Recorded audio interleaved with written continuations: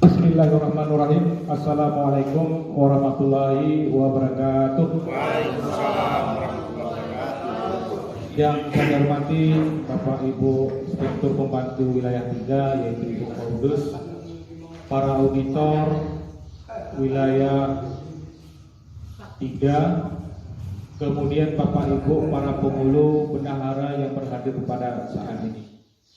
Sebagaimana kita ketahui, baru-baru ini Tim Inspektorat Kabupaten Aceh Tenggara telah melakukan pembinaan dan pengawasan termasuk beberapa kecamatan yang ada di Aceh Tenggara, tidak luput juga di Kecamatan Semadan.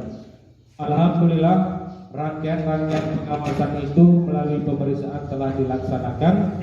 Tibalah pada saatnya sebagaimana kami lakukan dengan kecamatan-kecamatan lain.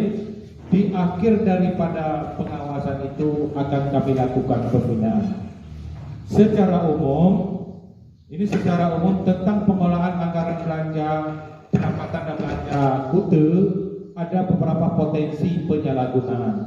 Pada kesempatan inilah kami sampaikan mulai dari 5 tahap, yaitu pertama di perencanaan, di pelaksanaan, penatausahaan, kemudian pelaporan dan pertanggungjawaban. Setelah terpilih menjadi pemulung paling lambat 3 bulan setelah dilantik harus menyusun RPJM. Nah, kadang-kadang inilah RPJM ini kurang dicermati tak kalah menyusun setiap tahun. Seharusnya ini masa jabatan pemulung kan 6, berarti lamanya RPJM itu adalah 6 tahun juga. Tahun pertama apa yang kewajiban dikerja, tahun kedua, tahun ketiga, tahun keempat, sampai dengan tahun ke-6. Tidak adanya peraturan desa atau kanun kute kalau di Aceh Tenggara. Kalau kita kanun kute di Gali Luar Resam, kemudian di Aceh adalah kanun juga. Ini seharusnya kanun kute tentang kewenangan itu harus ada. Sebagaimana diamanahkan peraturan Menteri Dalam Negeri, termasuk juga peraturan Bupati Aceh Tenggara. Dan pada tahun anggaran 2020, para pemulu dan Pekpat telah mengikuti pelatihan di Medan dalam rangka tata cara penyusunan kanun kewenangan.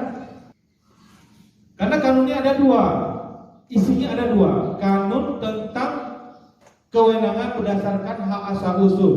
Yang kedua adalah kanun kewenangan kute tentang skala kute. Nah, tentang asal usul ini yang membedakan. Yang pertama tentunya Agama kita di Aceh Tenggara ini ada 2, ada Muslim dan ada Kristen. Nah, ini harus diatur juga di kanun kewenangan. Nah, perbedaan agama ini juga diikuti dengan perbedaan budaya. Kalau suku lebih kurang ada 11 etnis di Aceh Tenggara. Makanya antara desa A dengan desa B tentang kanun kewenangan berdasarkan hak asal usul ini tidak sama. Apalagi letak geografis. Ada desa di persawahan, dikelilingi oleh persawahan, ada desa di perkotaan, ada desa di pegunungan. Karena yang kita atur, yang kita uraikan, yang kita pilih menjadi kewenangan kita di desa masing-masing itu ada yang sama, tapi lebih besar yang tidak samanya. Untuk itu kepada Bapak Pemulu, ini ada beberapa lagi pemulu yang masih definitif barangkali belum berakhir masa jabatan, ataupun sebelum berakhirnya masa jabatan, kalau sudah dianggarkan pada anggaran 2021, kami harapkan Ibu Irfan koordinasi, silakan kita susun kanun kewenangan. Kami dari Inspektorat siap untuk melakukan asistensi pembinaan tentang lahirnya kanun kewenangan ini. Karena Bapak Ibu sekalian, Bapak Pemulu, nanti tak kala pemulu terpilih, menyusun RPJM itu berpedoman juga kepada kanun kewenangan BK atau BPD, kemudian melibatkan tokoh-tokoh agama, tokoh adat yang ada di kute masing-masing. Jadi tidak boleh spontan, tidak boleh copy paste. Kami mengharapkan dari Inspektorat, kalau tidak pun menggunakan Inspektorat, menggunakan Inspektorat untuk asistensi, siapapun boleh, tetapi jangan formalitas. Itu harus benar-benar kita susun, melibatkan tokoh-tokoh yang ada di kute masing-masing. Dari kewenangan, maka APBD ataupun APBK itu boleh dianggarkan untuk mendanai, membiayai yang apa tertuang di dalam kanun kewenangan tersebut. Bidang agama misalnya, ada pengajian-pengajian anak-anak, orang tua dan sebagainya wirid wasit. Kalau tidak ada kawan-kawan tidak boleh. Tetapi kalau sudah dituangkan ke dalam syariat itu boleh. Begitu juga mempelajari budaya. Budaya kalau kita kayu ada melengkang, ada sebagainya termasuk kalau di Arab. Nah, budaya ini perlu dilestarikan. Ada saman, ada bina, ada juga di suku Batak juga ada budaya. Tanpa itu kita masukkan ke dalam kenegaraan, maka boleh diangkatkan membiayai kegiatan budaya-budaya itu di dalam kenegaraan. Bulan 7, ini 2 bulan lagi. Untuk 2022 itu dimulai dari bulan Juli 2021 nanti. Nah, kita harapkan sesuai dengan Peraturan Menteri 114 2014 itu harus musdus dulu. Nah, selama ini Bapak Ibu sekalian memang kami akui banyak yang mengundang juga investor kan kala musdus. Tetapi sayangnya tidak jarang juga banyak kute langsung musrebak tanpa musdus. Sehingga terkesan tak kala musrebak itu dipaksa. Dipaksa musrebak. Nah, kalau bahasa daerah KIP tulis dusun dari Nade, dusun kampung tulis. Nah, ini dipaksa. Jadi perwakilan dusun yang ikut musrebak itu tidak punya data kegiatan. Jadi prioritas seharusnya masing-masing dusun itu harus musyawarah dulu. Apa prioritas masing-masing dusun itu nanti untuk dibawa ke musyawarah pembangunan pada saat musrebak. Yang selanjutnya adalah tim RKPK. Ini ketentuan bahwa tim RKPK itu adalah harus dibentuk. Jumlahnya ganjil, paling banyak 11. Boleh 7, boleh 9, tidak boleh 8, tidak boleh 10. Kenapa ganjil? Karena nanti tatkala mengambil keputusan menang yang 6. Kalau dia timnya 11. Kalau 8 nanti 4 dengan 4 nanti nggak menang-menang nggak selesai. Dalam pemilihan prioritas kegiatan pertama, kedua, ketiga ini kan nanti bisa dipoting, menentukan skor mana kegiatan mana yang menjadi prioritas utama. Ada nanti prioritas dari Menteri Desa nasional, ada prioritas kabupaten, ada prioritas desa. Tatkala ini penentuannya dari usulan-usulan, misalnya ada 3 dusun, masing-masing dusun ada mengusulkan 5 kegiatan, ada 15 kegiatan. Yang mampu keuangan kita pada tahun ini misalnya hanya 10 kegiatan, maka 5 kegiatan harus dibuat. Maka disinilah fungsi daripada tim RKPK. Karena tim RKPK ini adalah mewakili seluruh dari lapisan masyarakat, ada tokoh perempuan, ada keterwakilan pemuda, ada dari tokoh agama, ada dari perangkat, ada juga nanti dari unsur-unsur organisasi lainnya. Formalitasnya hanya 1 hari untuk menyusun RKPK sampai gerak itu hanya diserahkan kepada pendamping. Seharusnya tidak demikian. Tim RKPK ini didampingi oleh pendamping sampai menjadi APBD. Ini Bapak Ibu sekalian tentang perencanaan termasuk dalam peraturan perubahan. Karena APBD itu kan boleh dirubah, APBD itu boleh dirubah.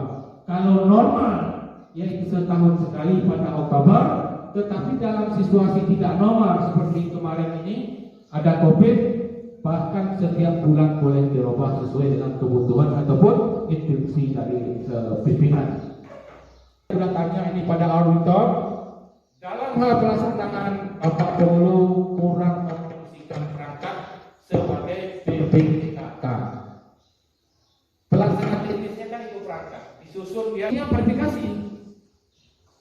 Banyak kejadian, tak kala ditanya sekretarisnya, kayak jawabannya Pak sekretaris, sekali kok saya tanam, nggak tahu. Kok sekretaris nggak tahu? Ini keliru.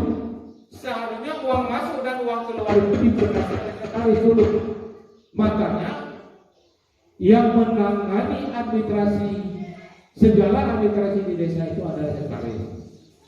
Ini tentunya itu pun diverifikasi terlebih dahulu. Inilah kelemahan-kelemahan selama ini, harapan kita ke depan tidak terulang kembali. Kemudian kita akui pada nomor 2 adalah kapabilitas PPKD ini belum memadai. Artinya kan begini dia Bu, Bapak Ibu sekalian. Memang sekarang ini kan persyaratannya menjadi perangkat itu nama SMA. Apa tujuannya? Adalah supaya memahami tentang administrasi. Namun demikian aturan ini belum ditegakkan, belum dituangkan ke Perpu. Maka perlu ditingkatkan SDM daripada perangkat-perangkat. Nah, namun demikian, walaupun sudah sering pelatihan, kan ini berganti. Lain penghulu, lain dipilih perangkat, lain penghulu, lain dipilih perangkat. Memang itu adalah mengangkat dan memperhatikan perangkat itu adalah kewenangan dari penghulu. Namun harapan kami dari Apip atau Inspektorat, pilihlah perangkat itu yang bisa membantu Pak Penghulu dalam bekerja. Itu kewenangan dari Pak Penghulu. Kemudian ya sama penata usaha. Nah, penata usaha ini adalah tugas berat daripada bendahara. Istilah lain adalah kaur keuangan. Ada 3 buku yang wajib. Yang pertama adalah buku kas umum, buku bank, dan buku pajak. Ini rata-rata berdasarkan informasi yang disampaikan oleh auditor, ini tidak sinkron. Kadang-kadang buku bank itu dicatat tidak sesuai dengan brand out rekening. Ini auditor akan memperhatikan brand out rekening dengan buku kas umum. Tanggal jamnya pun bisa kita lihat kalau di print out. Maka tolong ke depannya nanti pencatatan ke dalam buku bank itu disesuaikan dengan transaksi di bank. Kemudian buku kas umum ini adalah termasuk juga kewajiban bendahara ataupun kaul keuangan untuk mencatat seluruh penerimaan dan seluruh pengeluaran. Ini juga sama. Nah, kelemahan-kelemahan seperti ini yang sering kami jumpai kadang-kadang transaksi itu tidak dicatat sesuai dengan buku kesebenarnya kondisinya sebenarnya. Karena begitu masuk tahap pertama uang ke kas kute, rekening kute, itu tidak perlu ditarik sekaligus. Inilah penyakit selama ini. Begitu masuk uang 200 juta, tarik 200 juta. Bukan menarik uang dari bank itu adalah sesuai kebutuhan. Seharusnya kegiatan apa dulu dilaksanakan, buat SPP-nya sesuaikan dengan kebutuhan. Ingat Bapak Ibu sekalian, di Perbup kita diatur hanya boleh memegang uang 10 juta 1 kali 24 jam. Kalau 50 juta, 20 juta lebih dari situ tidak boleh dan tidak dibenarkan. Itu menjadi temuan nanti. Apakah bisa kami buktikan sekarang? Boleh. Kami lihat pernah ini tanggal 1 bulan 2 bulan 3 ditarik misalnya 300. Nampak itu di belanja kwitansinya habis nggak 1 hari itu 200 itu? Tentu tidak habis. Berarti kalau tidak habis, uang itu mengendap ataupun di tangan bendahara itu lebih 1 kali 24 jam, melebihi ketentuan yang diatur di peraturan Bupati Aceh Tenggara. Jadi kebakaran di rumah, uang ditarik, terjadi musibah-musibah lainnya. Yang ini tidak mungkin lagi bisa kalau musibah kita tagih kepada bendahara. Ini yang pertama adalah laporan semester, yang kedua adalah laporan akhir tahun. Inilah yang sering selisih paham antara penghulu dan BPK. Kenapa? Karena akhir tahun itu seharusnya laporan pertanggungjawaban itu harus dikantonkan juga. Tak kala awal tahun APBD itu kan disahkan antara penghulu dengan BPK. Bertanggung jawab kepada masyarakat melalui BPK masing-masing. Bersikap bahwa uang tahun ini sesuai APBD sekian, yang masuk sekian, sesuai dengan kegiatan ini yang dilaksanakan ini. Bukan SPT yang dilaksanakan, laporan pertanggungjawaban. Dan jawab, Ibu, saya bertanya jawab. Yang pertama, tatkala belanja. Contoh, desa misalnya katakanlah desa apa namanya? Di Pasir, bisa diberi langsung. Karena item-item yang kita print itu tidak langsung boleh. Semen berpasak boleh kwitansi. Nanti tatkala pembayaran itu toko tinggal menandatangani stempel. Toko paham bahwa harga semen yang dijualnya dengan kwitansi itu tidak sama. Kenapa tidak sama? Di kwitansi itu dikenakan pajak, digunakan transport. Itu di kwitansi. Kalau masuk pajak sudah masuk transport dan ongkos. Ini beda, Pak. transportasi ongkos itu beda. Kadang-kadang nanti proyeknya di tengah sawah, di pegunungan, harus dipundak lagi. Sebagian dalam penyusunan rak, masukkannya ongkos pundak ke dalam rak. Sebagian dianggarkan di rak lain, ongkos pundak atau langsir. Boleh, sah-sah saja. Yang penting berikan penjelasan pada auditor. Membeli semen besidak itu stempelnya warung makan, ada di Jepang. Ada juga permasalahan, ada stempel di tangan kwitansi, tapi itu tidak ditemui, UD Pola tidak ditemui. Kadang-kadang tim ini mau nambah dan mau konfirmasi mana sebenarnya temu ini, tidak ada. Jadi harapan kami kedepannya dalam hal membuat pertanggungan jangan dilakukan fiktif. Silakan. Kalau ada pengusaha-pengusaha di desa kita, pengusaha masalah warung dan sebagainya, sarankan silakan buat stempelnya, silakan urus NPWP-nya, nggak mahal, nggak murah-murah. Kemudian selanjutnya tentang SDG ini Bapak Ibu, setelah kami lihat memang permasalahan selama ini sekarang agak lumayan lah. Tolonglah fungsikan operator masing-masing. Karena sekali lagi di dalam aplikasi Sekudes itu lengkap di situ. Kwitansi, faktur mau apa bisa, laporan dibuka semua lengkap. Namanya pun aplikasi. Namun selama ini kurang difungsikan. Yang namanya bendahara itu memang harus bertanggung jawab untuk melakukan pemungutan penyetoran pajak. Makanya bendahara tatkala mau belanja jangan diberikan uang semua ke TPK. Makanya itulah perlunya SPP. Tatkala SPP itu berapa pembelian itu kena pajak, berapa yang tidak kena pajak. Maka tatkala mengambil uang, silakan pungut langsung oleh bendahara, catat ke buku pajak. Itu tahu sekian, itu belanja 30 juta, pajaknya sekian. Karena kata nomornya, kata orang tidak dilampirkan. Macam-macam ini permasalahannya. Lain stempel di kwitansi, lain juga nanti di faktor ada permasalahan. Tentunya setelah diperiksa kami diamanahkan sesuai dengan peraturan pemerintahan nomor 12 tahun 2017 tentang pembinaan pengawasan pemerintah daerah, tentunya di dalamnya adalah ada desa. Kemudian peraturan menteri nomor 73 tahun 2020 tentang pengawasan dan pengelolaan keuangan desa. Tentunya ada 3 di sini yang memberikan pengawasan. Yang pertama kecamatan juga adalah memberikan pengawasan. BPK Tuktu juga memberikan pengawasan.